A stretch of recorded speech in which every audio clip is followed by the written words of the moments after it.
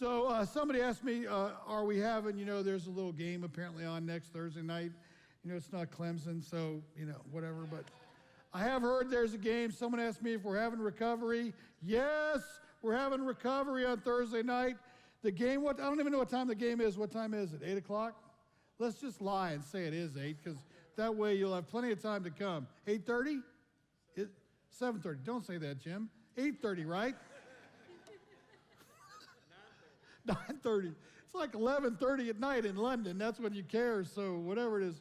Good. So anyway, we will be here. Full-blown effort next Thursday night. Love to have you bring somebody with you. Tonight we're finishing up this series on honesty, rigorous honesty. And we're going to try to get into a couple of things that we haven't covered yet. And we're calling this one the final. Here's something to think about. Probably the most difficult part of the honesty stuff is learning to be honest with ourselves. We are so good at self-deception, at rationalizing. We can find a reasonable explanation, amen, for any behavior. We're addicts. Denial is second nature to us. Alex talked about denial last week. The good news is that we can learn a different way. We can learn to be honest with ourselves about our wants, our needs, our true desires. Here's a big one, and our motivations. It takes time and it takes practice, but that is the work of recovery from a book, Thoughts on the Disease.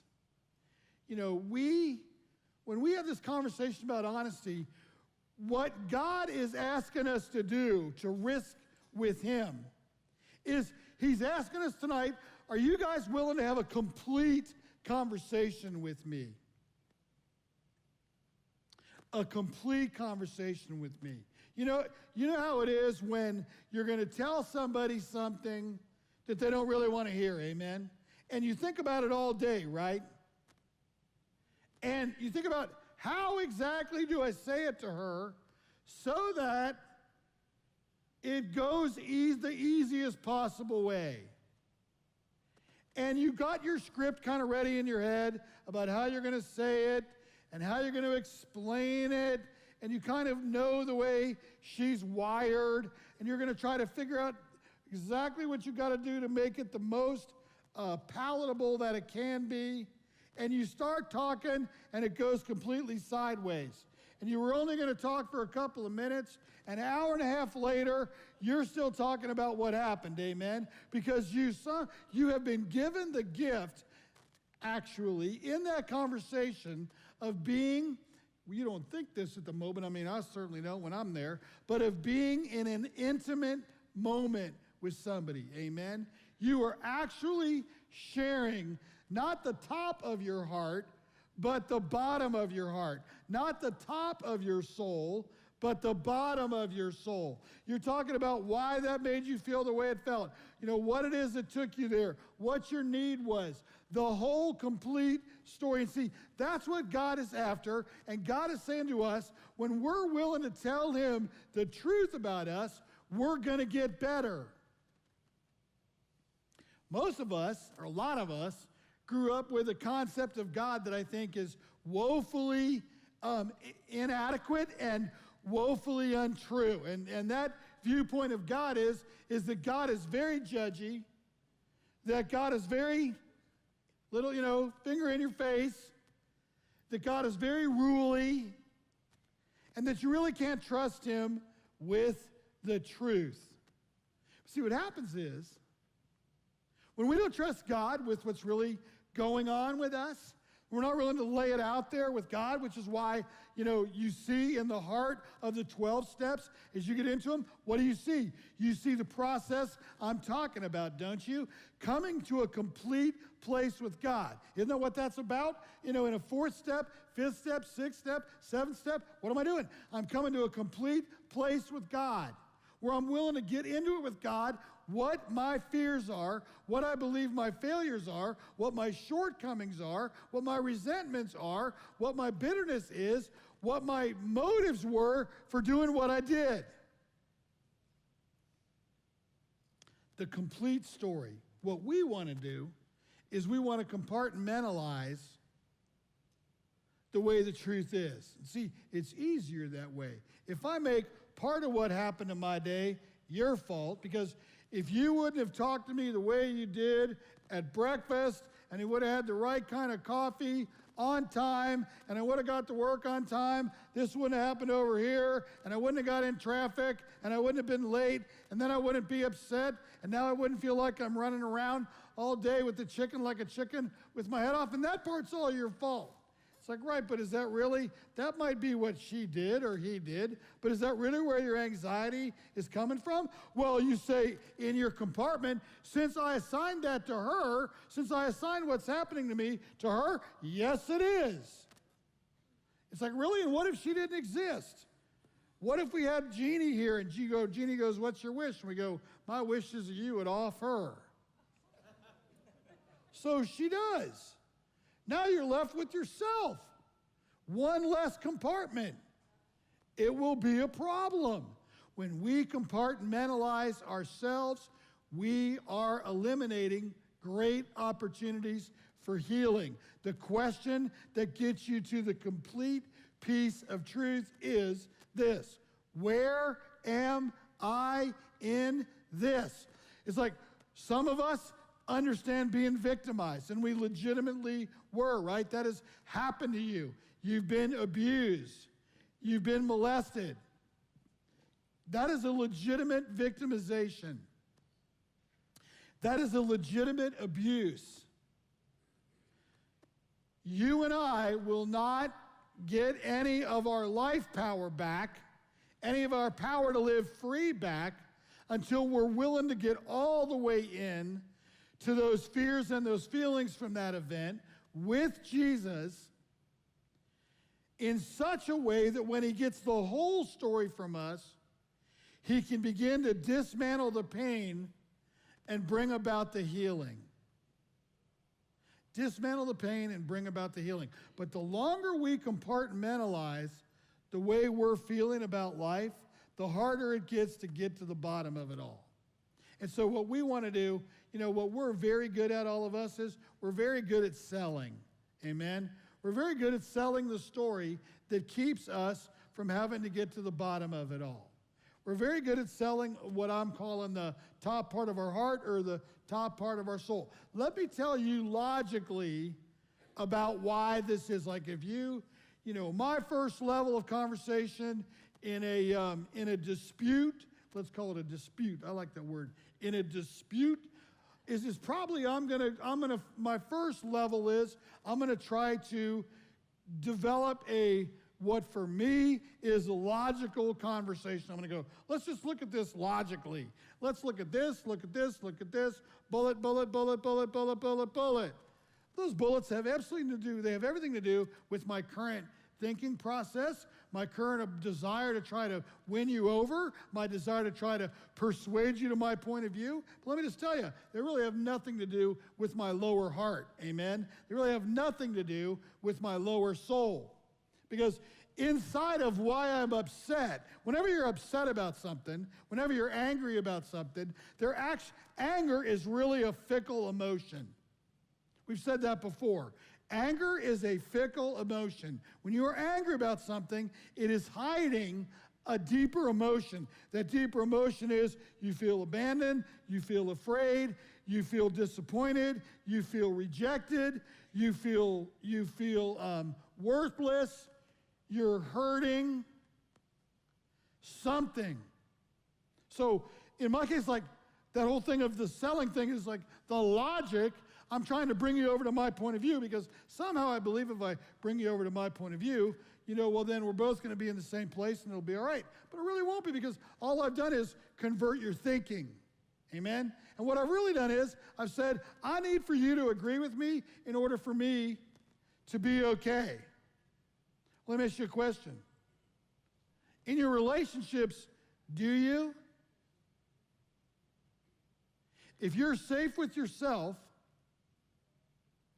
and you have a confidence in who you are, and you know that you're a son or a daughter of the King, Jesus, and you know that you've been purchased tonight with his blood, and you know that he has raised you up from death to life, do you actually need for someone to agree with you in order for you to be able to tell the truth? Or can you tell somebody the truth because it's the truth about you and go, my job is not to wonder how he or she is going to react. My job is not to set the stage for this conversation. My job is not to go through a dress rehearsal about what am I going to say, what is she going to say. My job is to tell somebody the truth that is from the bottom of my heart. This is hard to do. So much more fun to do all the other stuff I've been talking about, isn't it? So much more fun. I mean, I love, setting up the whole court of law deal and being able to do point, counterpoint. Most of you are too young to know anybody here ever heard of Perry Mason? Most of you never have. Really? You're as old as me, man. Perry Mason. You are way too young to hear Perry Mason. Your dad, I knew it. It's your dad. I don't like that answer, but okay. Don't ever say that again. You'll leave if you say that again. I'll put you out. Just kidding. But Perry Mason, I love that dude. I love watching court shows. Man, well, this and all that. I love all that stuff. But it doesn't get to the heart. It doesn't get to the soul. What really gets people, if you check it out, about the way Jesus talks to people, go look at stories in the Bible and look at the people that Jesus really gets to, really has conflict with. He gets rigid. They always go at the end of the story. And after they spent this time with Jesus and he said what he said to them, here's the clue. They wanted to kill him. There was about 10 times before Jesus died on the cross that it says some group of people, amen, were trying to kill him. It is always because he has gotten into the lower part of their heart and the lower part of their soul. That is a good place for him to be. A good place for him to be. Under the banner of being honest, let me ask you this question. How often do you think we actually harm other people? Because see, like in recovery, our responsibility is to remember that if we are going to cause somebody harm, that truth is ultimately going to be truth for them to be able to uncover. And I'm not talking about, you're telling somebody the truth about their compulsion or the truth about their addiction or the truth about, what it is that's consuming them. Because that would cause them health and not harm. I'm talking about you know something about somebody else and you could lower the boom with this person over here, and you've got to stop and ask yourself, is sharing that information going to cause this person harm? And why do I feel the need to do that? And is the need that I want, I believe it shows me that, look at my motive, I have power over that person if I do that. But that's a good question, because what that question does is consistently keep the focus on me. And we talked about a lot in this series, but the biggest piece of rigorous honesty is to realize it's got to begin and it's got to focus on and it's got to end with me. Because see, as long as I'm looking at you, I don't have to look at me. I know for a fact that one of the early stages in a relationship where somebody in the relationship figures out that somebody else in the relationship is doing too much of something, right? Too much this, too much that. They're naming the compulsion. And they're beginning to realize that, man, this is getting worse. And when you tell the person in the middle of active compulsion what you believe is going on, they basically never say to you, thank you so much for that information. I love you, honey. I know you're being completely honest with me, and I really appreciate you. You are going to be called a witch, a horrible person. Why don't you deal with yourself? You're as messed up as I am. I can go on down the list. It'll take about 2 days. Same every time. Why is that? Because I don't have to look at me if I'm looking at you. One of the most fun thing to do at our family support group would be to come in there and just spend 45 minutes talking about how insane our family members are. But see, that isn't the purpose of the group. The purpose of the group is the recovery of the group. It's not to fix our loved ones. It's not to come up with a formula of how to manage them. It's not to come up with a way to deal with their attitude or their behavior. It's a way for us to deal with our attitude and our behavior so that we can get out of the way of the work that Jesus wants to do. Amen? And as long as we're on the throne, Jesus won't be. There's room for one on that throne. His name is on it. As long as we believe our name is on it, if we would take the tape off the throne, we would see that our name is taped on there and his name is emblazoned on there.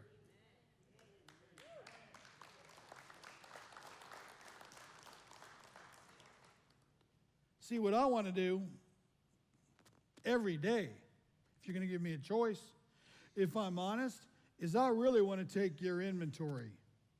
Much better than my own. I mean, I much more want to talk to you about you. You want to talk more about me than you want to talk about you. We all love it. We love it. Love it. Because why? In our disease, we are naturally inclined to avoid the truth about us. We're like everybody else that Jesus approaches with the same spiritual illness that we all understand in this room. Amen? He's addressing the same spiritual illness, and they're running like the wind to try to avoid answering the question, what about you? That includes taking Jesus' inventory. Look at him. I mean, do you see the way they take his inventory? I mean, listen, we are in good company with taking each other's inventories. Amen? If you read the stories about Jesus, here's what you got. You got people taking the inventory. Now get this. You got people taking the inventory of the Son of God. You ever think about that? You got people in the Bible taking Jesus' inventory, don't you? What is he doing with those bratty little kids? Why does he have to feed all these people dinner? Why can't they go eat their own? What's the matter with him? He hangs out with prostitutes. What's he doing hanging out with this woman who's divorced? What's his problem? His whole life, people are taking his inventory. This isn't something new. This is the way we're wired. It goes back to Adam and Eve. God tells Adam and Eve how they can all live together and have complete sobriety. They listen to everything God says. They blow him off immediately. What happens? God comes out and finds them.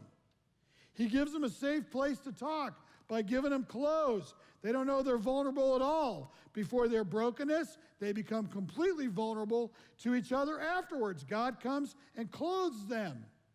Then he says, how'd this happen?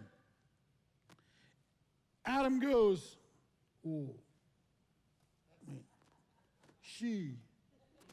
you made her. And she made me. I mean, you know how it is, God. And Eve goes, whoa. I mean, I think I'll take the inventory of this snake over here who spoke to me. I mean, go read the story. It's the first multi-inventory story in the Bible. But there's a million of them, isn't there? There's a million of them because this is the way we are. We love to be right fighters. We love it. At the end of the day of being in the middle of a right fight, did you really get any farther into somebody's soul? Because I never have. I have proven I'm right, but I have never gotten any deeper into that person's soul. I have never one time gotten any deeper into their heart. I've gotten into their head, but I've never gotten into their heart. Anybody here like playing junior counselor? Anybody like that? You know, you go to a meeting, you learn some new deal about something. You pick up some little tip, you go home, and you lay it on the mister or the missus or your boyfriend or your girlfriend or somebody at work. And they basically go, that's really nice, shut up. Because as much fun as junior counselor is for us, it ain't no fun on the other side, amen? All that's so much more fun, though, than going, well, where am I in this story? We want to be able to tell each other, you know what? This is funny, but, instead of saying to each other in relationships, the honest thing, which is, why don't you share with me, would you be willing to share with me what you really need? Now, one of the things that's true about that is you might, in all honesty, you might not be the person to meet it. Somebody else might be. God might be. But you ask the question, right? Would you be willing to share with me what you really need? What you really need. As opposed to taking their inventory, which says, look, I know what you need. I know what you need. Rigorous honesty. Just for today, I will work on me. Amen? That is a freeing, honest step. Just for today, I will work on me. If you can describe for me the whole family situation you're in, the work situation you're in, you're going to eventually have the opportunity to ask yourself the question, why are you staying there? But let me ask you a question. Right now today, if you have your thing, whatever it is in your life that's making you crazy and making you sick, as you see it, which probably, if you're in the middle of what Alex was talking about last week, which is not being able to face down where you really are with your compulsion, then you're going to go, well, my real problem isn't how much I drink, how much I use, how much I watch, how much I gamble, how much I fight or whatever. My real problem is her, him, it, that, whatever. What would happen if you were Wilson? What would happen if I made you Wilson, the guy that sat out on the guy that was like a beach ball or a soccer ball? You remember when that guy was out on the island by himself? And he's out there and he has a soccer ball and he paints a face on the guy and he calls him Wilson. Well, what would happen if it was you was Wilson? You were Wilson. You really couldn't hear anybody. You really couldn't know anything anybody else said. Would it still be somebody else's fault if you were that ball? Would it still be somebody else's fault? Just for today, I will work on me. And that also means, by the way, that for some of us in this room, we believe that everything is our fault. Everything is our fault. We're very self-loathing. We're very down on ourselves. We're very defeatist. We're very negative. We have a lot of hopelessness. That also cannot be true because you are not on the throne and you do not run the world. And so it all can't be you. That's impossible. I will work on me. The power of truth is there is a better life for you than the hell you are living in right now if you carried hell into here. There is a better life for you. The power in this room is Jesus. Jesus has the power over everything you and I can possibly imagine. Death, yes. Hopelessness, yes. Shame, yes. Grief, yes. Dead ends, yes. Losses, yes. Failure, yes. Fear, yes. Abuse, yes. Manipulation, yes. Violation, yes. Rape, yes. Abortion, yes. Divorce, yes. Yes to all of them. The power of truth is that if you'll let him, Jesus wins. If you'll let him, Jesus wins. The burden of the cross is that Jesus put onto his body every one of those items or those events that I just listed, every one, in order for none of them to have the last word in my life or in yours. The burden of the cross is that it was the final word. That isn't like Jesus died on the cross, rose from the dead, took all the junk from the world, put it on himself, and that was a good day, but that wasn't the best day? No, that was the best day. That was the only day. If you want to be free in this world, you got to be able to realize that was your best day. Jesus' best day, God's best day. That day when Jesus did that for you was your best day. There isn't a better day. That was the best. That changed everything. That brought hope into the deep pit. And Jesus said, I'm in your deep pit with you, and I'm not going anywhere. And you're not going to die here. You're going to come with me. The parts of you that need to die are going to die right here, but I'm going to raise you up, and you're going to come with me.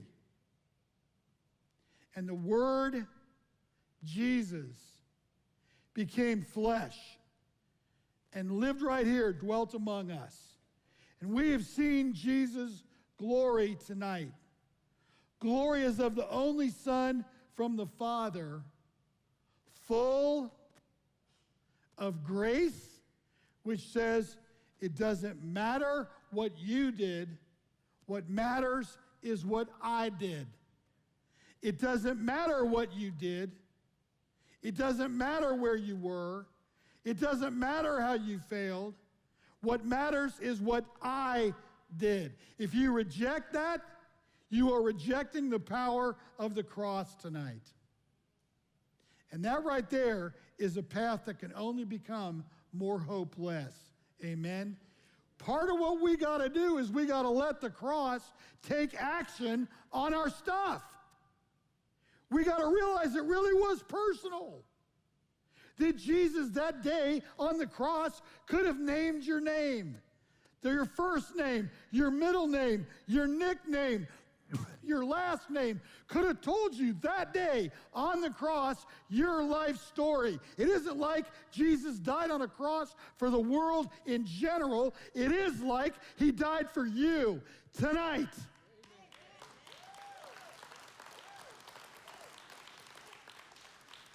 You know, I don't know what you brought in here tonight, but it has no power over you unless you let it. I don't know how much of the devil has a hold of you tonight, but he has no power over you unless you let him. We're going to be up here after this. We sing our last song. While we're doing that, we're going to open this for an altar. You can pray here. If you want Alex or me or somebody else, John Hendricks, to pray with you, we'll do it right up here in this place. Come on now. In Jesus' sweet name, amen.